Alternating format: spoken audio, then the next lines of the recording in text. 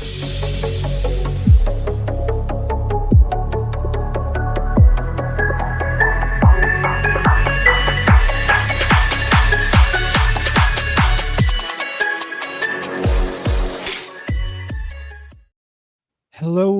and welcome back to a brand new episode of 343. My name is AF. I am joined once more by my trusted sidekicks, Jason, Riyaz. How are you guys doing? All good, man. All good. I think we are well into our Euro action. We've started our Copa action. So, yeah, just knee deep in some football, some weird results, but I'm sure we'll definitely touch on that a bit later. Yeah, Riyaz, how's it going your side? Yeah, not too bad. Good. Doing well. Been actually very excited watching these games being played. I need to actually kind of get used to watching some Copa. I'm not really excited about it, or I'm not really interested in it much. So maybe if I can get some watching in, I'll get myself excited for it. Because I don't think I've ever watched a single Copa America game. So maybe Ever? next one ever. I don't think I've ever watched a Copa America game. So yeah, maybe if I can just get one of those under the belt, then I'll just get hooked somehow. But otherwise, the Euros have been great. I've really been enjoying it. Yeah, I saw that you might be coming over to the Spanish. Support the crowd. Yeah, We will take you with open arms. Thanks. With open arms. Wasn't he first on the Dutch team or something like that? And then yeah, so okay, I was gonna get into it a bit later, but basically what happened was I watched the Dutch against the French, the 0-0 draw, and I thought the way that the Dutch set up and tactically how they played, I just really enjoyed, even though it was a 0-0 draw. I really thoroughly enjoyed the game. And then all of a sudden he changed the team for the game against the next game that they lost, Austria against Austria 3-2, and they ended up third in the group. So it was a bit of an up and down swing for me. So I might have to come over to you earlier than I thought, AF. How was that masterclass by my man Ralph Rangnick? I think actually look at the manager. Yeah. Maybe we must sign into that United job. Yeah. Just bring him back. Let him just oversee everything, Like leave Dan Ashworth, you can stay at Newcastle. It's cool. Yeah, bring Ralph back. The Dream United lineup with Ralph Rangnick overseeing Gareth SOUTHGATE. Oh, I'd love to see that. Bro. Nice get that negative energy out of here. But okay, it is also silly season. So from a silly comment to a silly season, we are in, I wouldn't say in the middle, but the transfer season has started, and yeah, we have a couple of stories for you guys today. Jason, you're going to be kicking us off. Correct. Yeah, as I have said, it is silly season, so all these rumors come. I'm waiting for Messi being linked to Arsenal as well, but today we'll focus on Mikel Merino, Spanish born, obviously plays for Spain in this Euros currently, plays for Real Sociedad, holding midfielder, really good. Just recently seen that we've been linked to him, and I've known about him for a bit, but never really watched him quite a bit. But then when you look at his stats from last season and the number of duels that he wins, the number of passes he completes, those sort of things, I think it's almost in line with what Mikel Arteta has been going for. I think when he got Rice, it was somebody that can win deals, he can provide lots of cover, can do all of that. And now I think with Thomas Partey possibly going on its way, I think this rumor might actually become true very soon. I think at 50 mil, it's sort of the going price. It's maybe a bit more than I'd want to spend for a holding midfielder that's 28. But yeah, I think if we can make some sales, we can probably get a bit more money. And also with the Champions League and all of those things that we got last season, we should have a reasonable transfer pouch to just dig into. Obviously, bearing in mind FFP is still there for some clubs, and I think we'll probably be under scrutiny again. So yeah, I think it'll be a good acquisition. I think it doesn't hurt that he's also named Mikel. I think that's also something that Arteta likes. I think he wants to have control over all the finer details, and this is like one of the easiest parts of it. So yeah, this is my transfer. Let's see if it's a rumor or if it actually becomes to be something concrete. Yeah, I think Yeah. it's actually going to be good. I think it's a great buy, to be honest. I think Arsenal need a CDM next to Rice because everybody's been saying that Rice's position is actually not to be out and out six. It's next to the six, and that's where that's where Arsenal kind of made most of their gains last season, where Jorginho or Partey played in behind him, and Rice had that kind of free flowing role to like go up and down, box to box type thing. So to have someone there that's going to be steady and is a Spanish international and 50 million is I agree it's a lot, but I think that in order to get the most out of your 100-goal player, I think that's going to be the most important thing to have someone to sit there in behind him is actually probably besides the striker your second most important position that you're going to need to acquire. Yeah, no, Yeah. and just to double down on that, like we'll probably touch on it a bit later, but if you've been watching the England team play, there's been that sort of like uneasiness between Declan Rice in both matches, all three matches.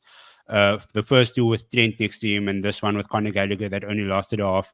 Kobe Mainu came at halftime. He looked so much more at ease after Kobe came in because he's a natural DM, he's a natural general of that midfield, and like you said, it gives Declan the freedom to like move around the pitch the way he needs to. And the only time that I've really watched Merino was when he was at Dortmund. He had a really nice stint over there. He made the midfield so much stronger. He was at Newcastle for a little bit as well. Short stint over there. It wasn't too long ago actually.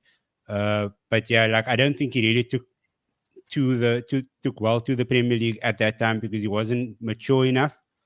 But I think now making the switch later on in his career, well, not later on because he's still quite young.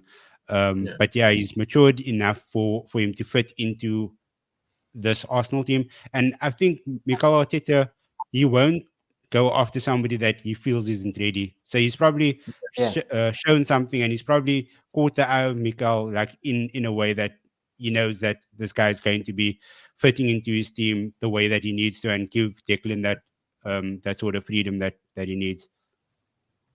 Yeah, no, indeed. It should be an interesting one. Sorry, man. Just as we're closing. Also, I think we were talking about 50 mil. But all the links to everybody else right now, and I think pre-proven players are going to go. I think we also linked to Amadou Onana from Everton. Yeah.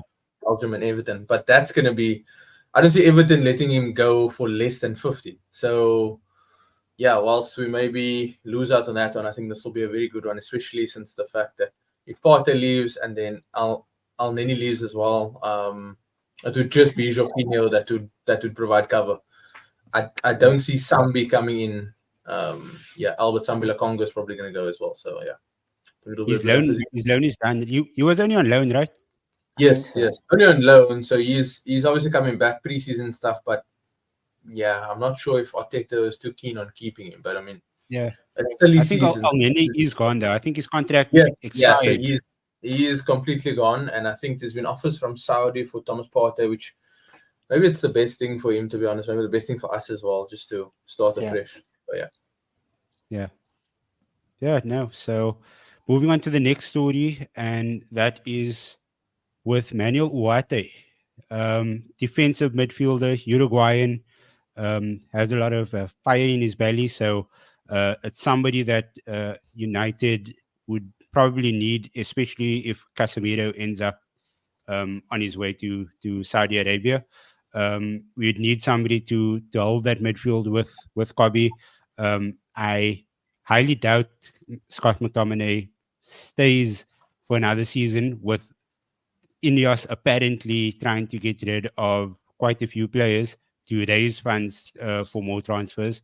Scott's your best player. Don't ever sell him. I think you're pronouncing Harry Maguire incorrectly. Also, yeah. The GOAT. Expect an apology. Anyways, to him or to you. But yeah, like I think it's somebody that we definitely need. he's young enough. I think he's about 23 years old. 45 million is like we spoke Steal. last week about the player whose release clause.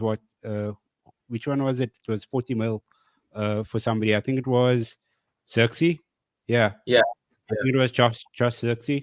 His release clause was 40 mil, and I think Ugarte's is 45 mil as well. I think that's because PSG wants to recoup as much of the money that they got that they paid Sporting. So yeah, I think they paid Sporting about like 50 mil or something for him. So they want to try to almost cut even over there. But yeah, what do you guys think about this one? I think it's good. I think it fills that hole that's obviously very much glaring. It gives you a bit more stability, a bit more structure in that midfield, which I think we've spoken at length about where Man United's main issue was, and that there was no real consistently fielded midfield. So yeah, I think Arsenal played against Sporting in the Europa 2 seasons ago, and I remember watching the game and I was like, this guy's so annoying because he was just always at almost every breakdown, right? And he was so disruptive to how we wanted to play, which I think that aggression is, I don't think it'll be misfound or misplaced in the Premier League where everything is crying out for that, and especially Man United's teams. I think it'll be a good signing. And we just spoke about Mikel Merino at 28 being about 50. Ugarte at 45 is a steal, and he's still got many years ahead of him. So yeah, I think it'll be a good move.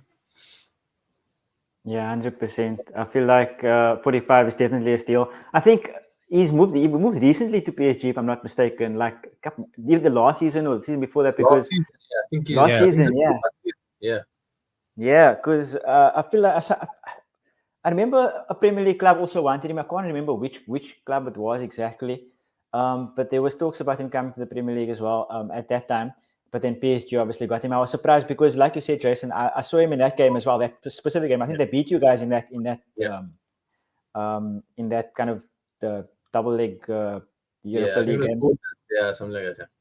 And he was. I remember him like strongly in my brain is the image of him breaking up play and moving around the pitch and even spraying passes left and right. So I think he's a great asset. I think he'll be good for Man United as well. Like we said, it's time for Casemiro to go unless he's okay with not playing as many games as he's been playing, because he doesn't have the legs anymore, unfortunately. And I think 45 is an absolute steal. I think because of how young he is and kind of the PSG bought him for what did you say, 50? And usually you want to up you kind of want to get a kind of profit on that. Never mind breaking even. So I think if 50 million for like Jason said, if 50 million for Merino is going to be considered okay, then 45 is like ridiculously low. The only sort of concern that I have is the fact that Luis Enrique wasn't really convinced by him. Luis Enrique was the one that wanted him, and then he came there for the season, and he wasn't convinced by him, and that's why they trying to let him go, but like trying to recoup that as much as possible.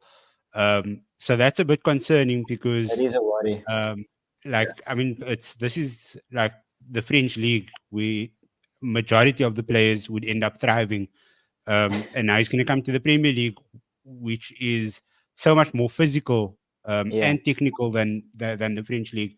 So I don't know, man. Like it's like you said, it's a steal at 45 mil, but will he hit the ground running? Is it somebody that we're gonna have to wait like a season or two to find his legs or to find his feet in the PL? So yeah, that's the only part that really concerns me. Yeah, that's super fair. I actually didn't think about that at all. Also, I think there are better like CDMs, I think, at PSG at the moment than him. So I guess they don't really mind letting him go. But that's super fair. I didn't think about that. I think if he doesn't hit the ground running, then you guys are in more trouble than you are in now, I guess. So we'll see how that goes. I was just reading up on him now, and I mean, he was obviously signed by Luis Enrique last season. He played the 6th most minutes last season. Okay. I think he's gotten game, but I think in the system that Luis Enrique wanted to play, maybe this isn't the sort of profile that fitted or Yeah. that fit the best for how it was. And I mean, that says a lot because last season the whole plan was get the ball to that front three of Mbappe, Dembele, Kolomouani. If it's not Kolomouani, then it's Guedes, I think, if I'm not mistaken. Zaire Emery. So they were very, very dysfunctional already. Yeah. As usual. So yeah, I don't think it's going to be a bad thing, and I think the recent line of Uruguayan midfielders haven't been bad. I think he's playing with Fede Valverde, who everybody appreciates, and I think the one thing that the Uruguayan midfield population have, they've got these massive energy resources and reserves. I think when I think back to Lucas Torreira when he was at Arsenal as well, just absolutely fighting for every ball. Yeah, And dude was a battery. He never ran out of energy. And now you're combining that sort of similar tenacity with somebody that's a bit taller, that's played a bit at more recognized clubs, as you say that. They played at maybe a better level of competition before coming to the Prem. I think this is a solid 6 to 7 out of 10 in terms of effort every game, which is all you need if you are struggling to get That's up what to the they're pace. missing. Would you I think would you then a massive signing. would you then rate in terms of the effort effort output from the player on a similar scale to what Fred did for United in his last season or so? Because he was giving 110% every game, and I think certain players, they struggle to get past him in midfield because you would try to hound you. Yeah. So we haven't had a player like that for a very long time, and Fred started showing that in his final season. So to get somebody that would be a similar sort of profile, that would actually be quite cool. Honestly, I would have kept Fred. Because Yeah, of what no, he showed same. on No, the I'm not even joking or anything like that. neither am I. I would have kept him hands down. You wouldn't have started every game, but I mean, because United have a issue currently where they don't put in any effort, or they put in very little effort. And he was the one that was running around chasing balls left, right, and center. On the Used ball, to he was shot. cover every blade of grass. It was crazy. Yeah. On the ball, he was let's say questionable, but off the ball, he was really, really good. He put in the effort. So, I mean, I would have kept him. Yeah. Nah, for sure. All right. I think it would be a good one. Yeah, let's see what happens. Final story for this episode is Riyaz, you are up. Me, Nico Williams. I mean, I didn't know much about him, and then of course you probably be more familiar with him, AF, because of your I suppose national team allegiances. But he's 21 years old. He plays for Athletic at the moment. Left winger, and Barcelona. Well, not just Barcelona. Everybody are currently trying to get in for him, but it's not going to be cheap. I mean, Barcelona already put a 55 million bid in. Plus this Inigo Martinez, who's a central defender, who doesn't play much, but he plays a certain amount of games. But he's 33 years old, so he probably costs another 5 million. So let's put that in at around 60. I mean, I don't know where they're getting the money from in the first place, Barcelona, but I mean, 60 million. It's a mystery, bro. 60 million, I think, is more than decent. I think it's more than decent. I think even because Athletic kind of rejected it and they want higher, I think that's even fair because he seems like an amazing talent. You can see how he's playing in the Spanish international team. They play really well together as well, and it also shows Liverpool, Arsenal, United, I suppose, Spurs. I mean, everybody, Chelsea, I guess, because everybody else sees Chelsea, knocking down the door because they're watching the transfer list and they trying to see, who can we steal or, who can we go for. But yeah, I think everybody's trying to get in for him. I think it would be, anything under 80, I think is super decent. I don't think I'd go under maybe 75, 80. I think that's the most I would actually go for him at this point. But because I'm just not sure. Like we said about Ugarte, I think I forgot about that previously, but you brought it to my attention. And I think it's a very good point. I think the Premier League is a different beast, and I think you have to kind of prove yourself in the Premier League. That's why I guess Jack and Declan went for so much money, because they were proven Premier League players. So I think you have to be a specific kind of profile to be able to go for more than 80. But yeah, I think if Barca do get him, I think it'll be a steal, especially because him and Lamine Yamal play together at Barcelona as well, and they're playing together for the national team, and you can see how amazing they are at the moment. So yeah, anything under 80, I'd spend it if I was in the Premier League Cup. I think Liverpool will benefit the most from it, since they want to, for some reason, let Diaz go. I'm not sure why, but I think they want to let Diaz go for some reason. So if they can get a decent 50 mil, 40 mil for Diaz, I think spending that 80 mil for Nico Williams will be quite a good bargain, to be honest. Yeah, I was actually gonna speak about the Liverpool part, because it just makes a load of sense for them to be in, and they have the funds. If they end up selling Luis Diaz, they have the funds to invest in this sort of player. And Nico is young. He is super quick. He's agile. The guy has kicks like for days. His awareness of players around him is phenomenal. There was a moment, I think, in the second game of the Euros, and he was making this run, and I think there were like two Spanish players on his left hand side and one on the right, and literally you could see him just like tilt his head to the right just to like see what was happening, and he like played this through ball. It was amazing. I mean, to have that sort of awareness at 21 years old is crazy. So yeah, I think you spot on with that 80 mil price tag. I think the bid that Barcelona made was 35 mil plus Martinez. I think that was the bid, and that got instantly rejected. And then I think Chelsea made an initial bid as well. Their bid got rejected, and I think Liverpool are currently in talks with Bilbao now as well. So, like you mentioned, there are a lot of clubs. There's Spurs with a cheeky involvement as well. Maybe you can be excited for that, man. Like, just smile a bit. You Talking to don't have me, to look so sad.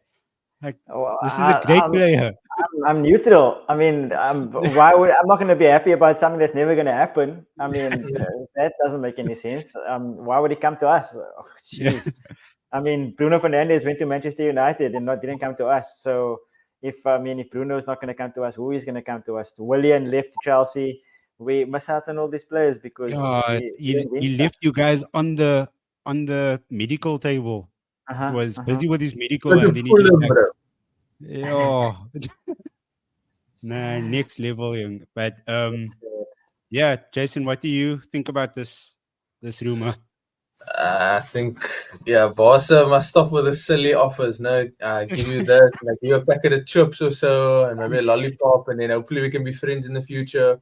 I think They think they're going to get 90 million for Rafinha. Do you know that? They actually believe that Saudi is going to pay 90 million for Rafinha. It doesn't make Maybe sense. maybe Saudi will. Maybe Saudi will. That speaks more to how bad the transfers run in Saudi than it is Barca. I mean, if they're able to get 90, then good on them, bro, because that time, as soon as you sign the thing, you lock the doors, you revoke his access, you cut ties with all these people, because 90 mil for Rafinha, who I think he did very well in the Premier League, and then he went to Barca, and it was okay, but he's not anywhere near 90 mil. I think Nico Williams is doing very well for himself he's shining in a team that's not getting a lot of spotlight. So for him to do well playing with his brother, who has been the mainstay at Atletico Bilbao for so long, it just shows the sort of quality that he exudes and that he has. And I think I've watched him a bit closely now in the Spain games and stuff, and it's just like he's at that point of his career where he knows he's good and he's playing without the fear of failure, which is exactly what Lamine Yamal does as well. He just plays because they enjoy it, and I think they've been given the freedom, and now you're seeing the full set and the full skill set that both of these players have. Whether he's going to be close to 90, I also don't know. He's also 21, but like I said previously, you're signing the player with the potential and what could come. And I think he's a future.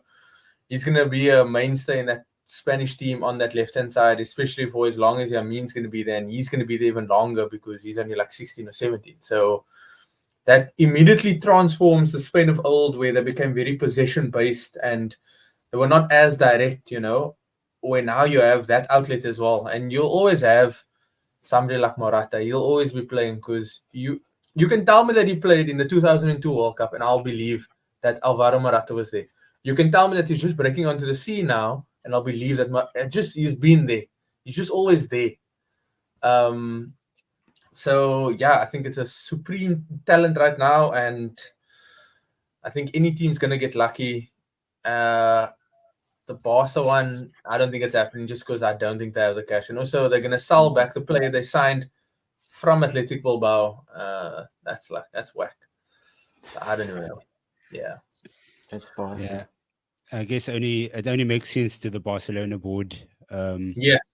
I mean, they also sacked Javi and they said they're going to keep him, and then I think they sacked him again or something like that. So, yeah, everything is just going wrong there. Yeah. They have to pull some more levers, man. You know how it is. But yeah, that wraps up our transfers segment. We're moving on to the Euros now.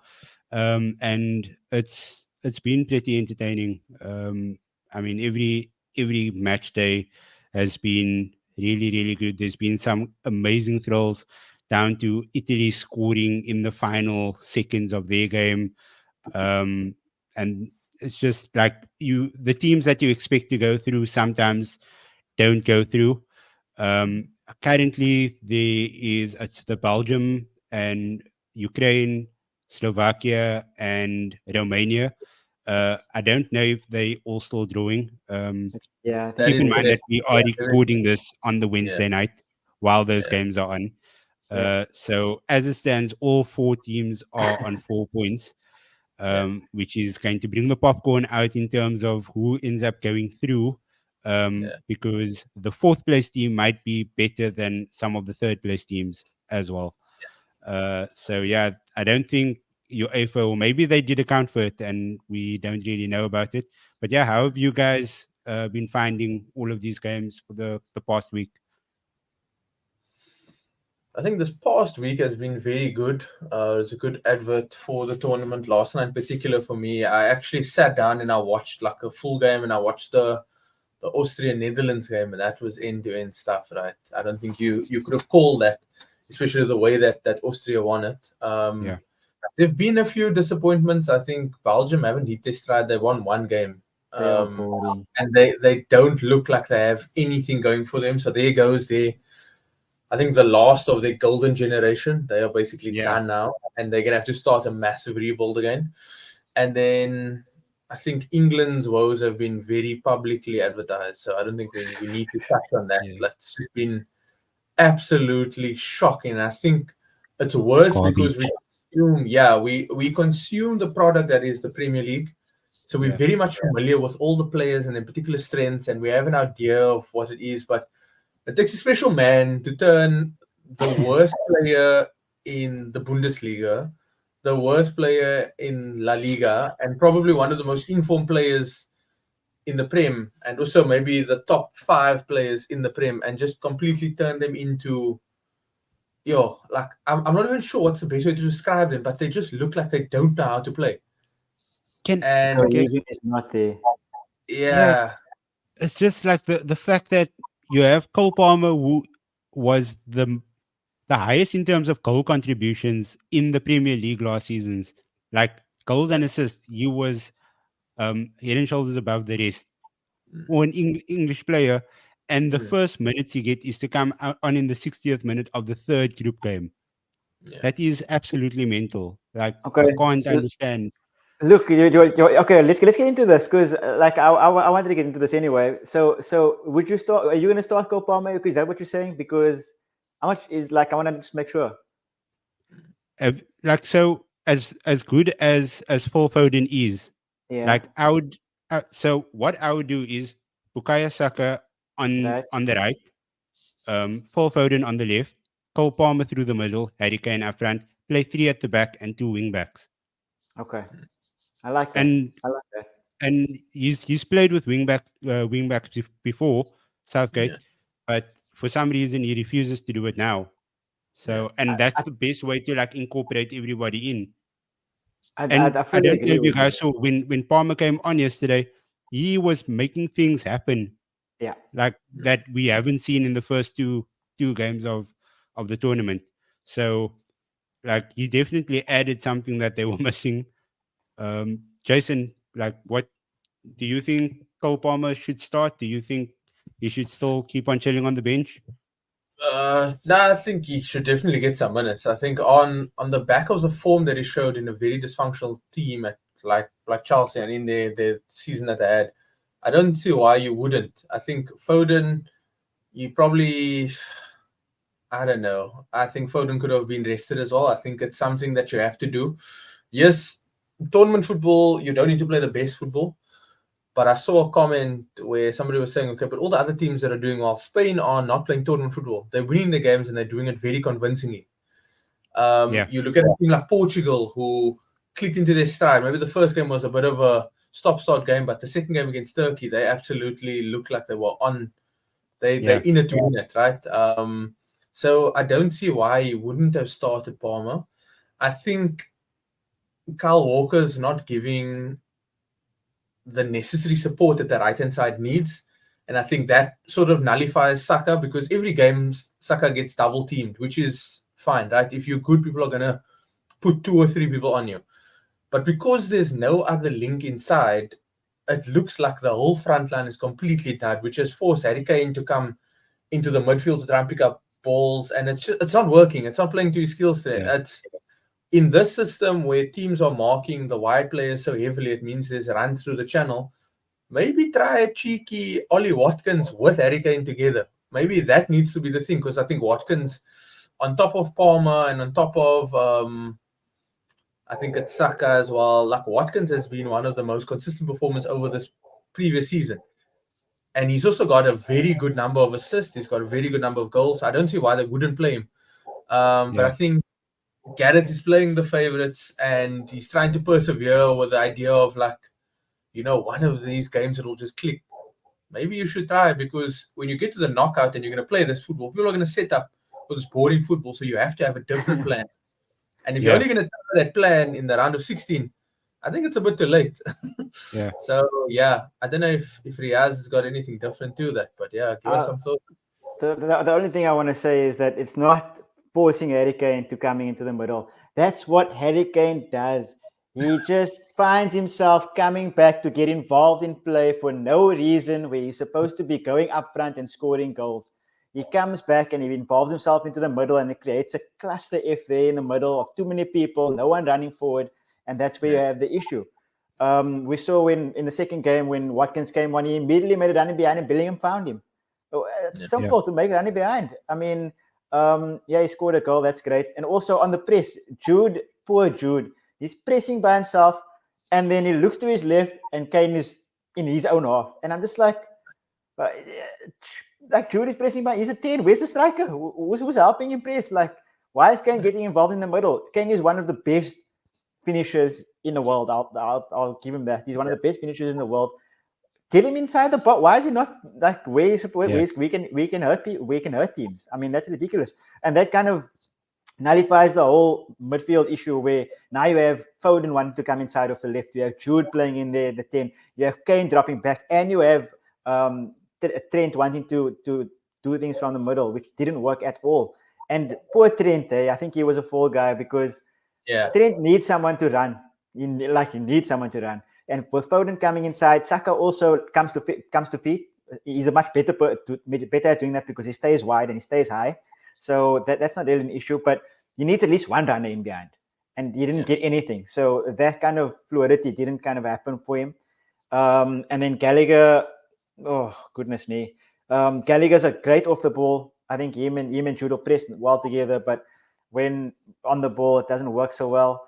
And then the Trippier on the left, he's playing 6 and 7 out of 10 every game. He doesn't make But mistakes. it limits them though. Yeah, It limits that's exactly their what I was gonna flow. say. 100%, especially when there's no one in front of him, because like it was so weird to see Bellingham on the left wing as well. Like in the game that they played yesterday against Slovenia, when Foden comes into the middle, it forces Bellingham to go out wide to provide an option, and then Bellingham is stuck on the left wing for some reason. And then as soon as Anthony Gordon comes in the field, you see what a difference having an out-and-out left winger makes. He comes on, and what a beautiful passage of play that they made. They made the subs. Gordon comes on, Palmer comes on, Merino is there, and they flew. It was so good. The fluidity between the defense and the attack was so good.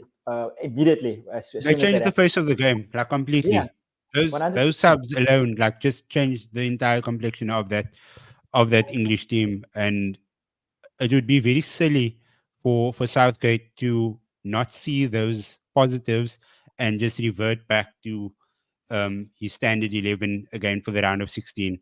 Because if he does that entire nation is already gunning for him. So if he does that again and he ignores all of these things that was basically in his face, it's going to be raucous over in the UK. I would love I actually saw. Yeah, go. Sorry, yes. I was going to say I would love to see Bellingham play next to Rice. To be honest with you, like I would love to see that, and then have Foden as a 10, and then put Gordon on the wide. You're taking a lot of his game out from him, though. Like he loves to be further up the pitch, and I agree. He can be box to box, but I mean, he was ineffective yesterday, even when he was playing as a 10. Because him and Foden have to rotate. He hasn't had any standout performances. No, but it's because there's an overall dysfunction in the team. Yes. That's why a lot of the good players are looking so mid. So I don't know. Maybe we must just throw on all of the street ballers, right? All of the guys that grew up playing in the cage. Put Eze in there. Put Gordon on the left. You just put Palmer in, Vibes FC. And they'll most likely win the Euros from that point on. They probably will. Yeah. Probably will. I saw like a ridiculous take now the other day. It was one of the pundits. I think it was Paul Merson. I actually can't remember who it was. But they were saying that stick Saka in that left back. And I mean, like he's one of your best right wingers. Yeah. And I want to take that out to accommodate Cole Palmer. I like Cole Palmer, and I think he needs to be in the team, but not at the expense of your best right winger. I just don't. That's the thing, though. It's not like really at the expense. They're trying to like find a way to shift the team because they want to get the balance. Yeah, but you're taking his skill set away. Yeah, true. But you're adding a balance on the left as well. So I get why they're saying it. It just won't work. Yeah, it's not to make makeshifts, man. It's to actually select players. Like, I mean, the Luke Shaw selection was stupid from the offset. Ridiculous. I was just going to say that now. So if your only bet is a guy that maybe gets some form, not even form, maybe gets injury free, hasn't played a game almost the whole season, right? Or for a large part of the season. He now suddenly gets match fit, or not even match fit, just regular fit. And when is that going to be? Maybe the quarterfinal. The teams have had 4 or 5 games already. Now you stick him in there. They run him into the ground, and then he's injured for longer, or he's like. And I don't think there were many standout left backs, but to stick a right footer at the left back position and he's not full of alarm, you're gonna be unbalanced, bro. Tyreek Mitchell. The guy deserved to be there. Bro, I would have even, and this is just purely on a balance perspective, right? Alfie Doughty, put him in there. I mean, obviously, his first tournament, he would probably bomb, but I'm just thinking like the natural left footer adds so much more to that side. So now you have your right hand side, which is completely abysmal because Kyle Walker suddenly is not going on overlaps. He just passes and he stays. Now, what is your speed for, bro? And then that left hand side where Kieran Trippier is not going to go because he doesn't feel comfortable going around on his left foot. And then you don't have an actual winger to actually run at. I mean, these are all points that we're all speaking about, but it's like, it's completely dysfunctional. And I don't know. I think it's going to be very hard for them to progress really far and really deep if they're not going to sort out the structural issues, because Yeah, it's going to fall. 100%. I mean, I'm with AF on this one. I think a three, like personally, like if I was leading the team, a three at the back for me would like that would work out perfectly. But he loves the way he's playing now. He thinks structurally they're really good. He's just hoping that they're going to turn it around somehow. So fool. Absolutely mental. But yeah, he's not a good coach, right? He's just inherited a very good team, and he tried to play. And that's the thing. If you really want to look at the influence of Pep, you look at the national team. So you think about Barca 2008, you saw Spain really dominating, right? Yeah. Then you think of Germany 2012, 2014, 2016, and you think, okay, Pep was at Bayern. So then you see Germany playing well.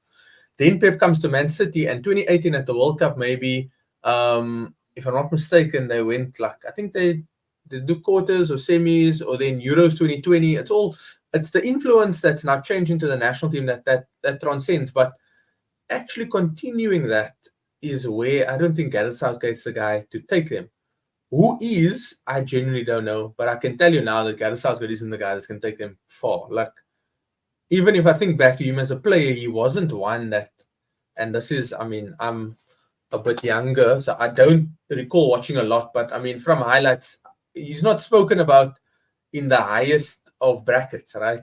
So that's not to say that you need that to be a good manager, but it just seems like for this style of football, he's getting caught out, and he's got probably the best group of players that England had since that star-studded midfield that they have, and it could go to it as well. So, yeah, it's just crazy. All those games are still 1-1, or not 1-1, but yeah, it's probably going to finish. So that's going to be interesting now to see what this next games are. So if we just look, and we're on Euros, right? If we're talking about this bracket that they've developed, and it's a bit of a silly thing because there are only 24 teams in this tournament, so you have to have the best third place teams that somehow sneak in. As it stands, if Belgium are still second, they play against France. So that's two up and down teams playing against each other. And then the group winner of Group E plays, okay, it's one of the third best teams. But yeah, so far we've got confirmed fixtures being Germany and Denmark. Mm-hmm. And then we've got Italy, Switzerland, which is, yeah, it's a bit upsetting because I think those are two good teams that I'd have liked to see go through. Yeah. Because I think Switzerland, very consistent at all major tournaments. And Italy, I just feel since they won it last year, you'd want them to sort of go on and see if they can get a bit closer to defending their title. But they haven't really been playing well, though. Yeah. But it's not that we're used to Italian teams scoring a bucket load of goals in. Yeah. But they don't look like they have much. And yeah, whilst they're very good defensively and they've got that centre back that is probably going to sign for somebody big, there's not much going for them. I think I'd like to see Austria go far just solely on that performance last night. I'd want to see Austria go deep, and they play the second place of Group F, which is Portugal, Turkey, Georgia. Is that Turkey probably? Czechia. Will probably be Turkey. Yeah. So there's a few decent ones, and the winner of the France-Belgium plays the winner of Portugal and their thing. So this bracket is set up like it's going to be very, very interesting. Very, very interesting. Until they pick probably Hungary, I guess. Yeah. So I don't claim to understand this. That's confusing, yo. Yeah. What have you thought about France thus far in the Euros? I feel like they've also like underperformed. Their performances have been super underwhelming. Yeah. But it's also, I think, similar to how PSG's form started to dip. Everything becomes so centered around Kylian Mbappe. And whilst I'm not taking anything away from him, because he's obviously one of the world's best, it just feels like they've gotten to a point now where the creativity and anything that happens has to be that way. There's like nothing else really. And it's, I mean, even Griezmann, his first thing is like he's getting the ball and he's looking, okay, can we play Kylian in? And it's like, this French team, their structure was a good midfield, and maybe you must bring Pogba in, but a good midfield. And you have Griezmann playing off Giroud, and you have Kylian Mbappe that's a threat. But now it's like, you can only go to Kylian Mbappe because Dembele is also up and down. Kulumani up and down, that midfield up and down. It's only Kante from the 2018 team that's really kept the same level of performance, and that says a lot to him as a player because he went off to Saudi where the competition is not too high. So yeah, France definitely underwhelming. Yeah. That, I just that want side of to, the draw. Oh, yeah, it is. It's sick, eh? Yeah. yeah. I just want to spotlight this Portugal team though. Like you mentioned, like how they like clicked into gear and stuff, but it just like not all of them are big names in that team. Yes, they do Yeah. have some like world class players and like really really big names, but it just seems like in terms of all the teams that I've watched thus far, they have the Yeah. best chemistry. Yeah. Like they know where each other will be every like through every play. Vitinha has been one of the best players, in my Yeah. opinion, at this Euros. Um, just like he's um, generaling of that midfield and like bringing the ball forward, carrying it wherever he needs to. Yeah. And then Cristiano Ronaldo is just like he's not even being selfish for the most part. Guys doing back heels and he's just Using looking his for players Homelander here era, and man. there. Showing Guy us the scored ball. enough goals in his life. He's just like handing out He's there for charity the these vibe days. now, yeah. Yeah, like Robin Hood of 2024, like giving Bruno Fernandes a goal there on a silver platter. But yeah, in all honesty, like I think I've been most impressed with Portugal. I think they've been the one of the best teams, or probably the best team in this tournament. And in our preview that we did a couple of weeks ago, like I still remember previewing Portugal, and I mentioned that they might surprise a lot of people with how they going to perform in this tournament. And I think Riyaz, you said that it's probably not going to be a surprise because of how good the Yeah. team is. Yeah. And I think it's just come to light that they really are like um, a few levels higher than everybody else at the moment. But Yeah. yeah, when it comes down to knockout football, then things like that go out the window, and however you turn up on the day. Yeah, but I mean, you hit the nail on the head there. It's the difference between the France and the Portugal. It's the fact that, like Jason said, France, even the player of the tournament previously, Antoine Griezmann is looking for Kylian Mbappe. Everybody's looking for Mbappe.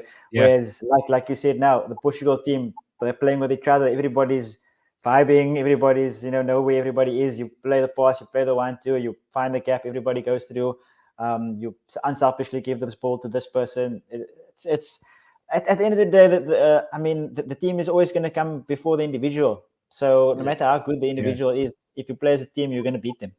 And that's what Portugal is showing. You did right. I think they're going to go far. Yeah. Martinez is probably thinking, why couldn't Belgium play like this when I was managing them? He comes to Belgium will Portugal and snooze fest, they're mate. finally doing what what he's telling them to do. Yeah. Shame. No, I think Um, they definitely are the best setup team with the best group of players in the sense that they've got the experience right at the back. Obviously, Pepe pushing 50. Shout out Pepster. And then you've also got Ronaldo up front there. Who's also, pushing 40. 50. Yeah, so in between, everything works well. And yeah, they've got enough players that have been in the system that understand what it is to win. They understand what it is. I think they do very well at the clubs. And they've got the right amount of youth players there as well. So it's like you've got yeah, your youngsters in your Nuno Mendes, you got Vitinha, you got all of these guys.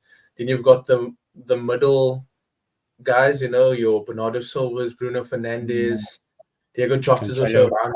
Yeah, in and about there, Cancelo.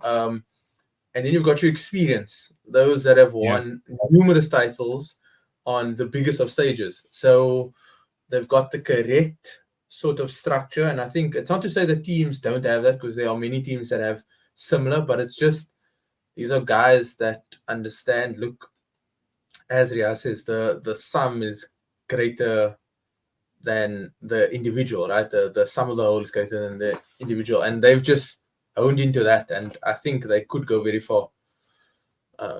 Yeah. Yeah, the balance yeah. is No, very good. I think that's a great way to end the discussion today on a nice high. Jason, where can the people find you? Yo, not very active on socials, so they're not gonna find me now. I'm kidding. At Jason underscore Ronnie on Twitter. I've jumped in here and there. Sometimes it's a bit hard to get both of the games, now it's 6 and 9. But yeah, catch me on there, catch me on Twitter, Instagram, TikTok. Yeah, I'm there. I'm Threads as well. Yeah. So you can catch me. Yes, where can the people find you if they really want to speak to you and they want to Um, try to get you to support their team? yeah, that actually, I'm open. If anybody wants a new support, I'm fairly free. But Jason stole my script. I mean, I am actually not always available on social media. I mean, Twitter at Parker_Riyaz, Instagram Riyaz Parker7. I'm always open to conversation though. It's always fun to talk to people, especially about stuff we're passionate about. So yeah, and give obviously the channel a follow at Sportycast. That also helps us a lot. Thanks so much. Yeah, I'm at AF Parker 642 on everything. Being very active on Threads. So if you are looking for conversation, if you're from South Africa, shout out South Africa Threads. It's been amazing this past week. But yeah, like Riyaz said, follow us on all social media platforms at Sportycast. Give this video a like, share this video, share the channel, share the link to our channel with everybody that you know. We're really pushing as much content as we can as possible, shorts, long form videos. We're trying to upload things on TikTok, on Instagram. So yeah, if you are able to, please spread the word as much as you can. We will probably do another giveaway very soon when we hit 200 subscribers. I think we are about 40 away or 30 away, if I'm not mistaken. So, yeah, the quicker you try to get people to subscribe for us, there might be another jersey to be won off the back of our last one. So, yeah, a nice incentive for everybody. I'm F4343. This was episode 71, I think. Yeah. Yeah. So we're going on quite nicely. Thanks, Jason. Thanks, Riyaz, for showing up as always. I appreciate it. I'm A4343. Peace. Cheers.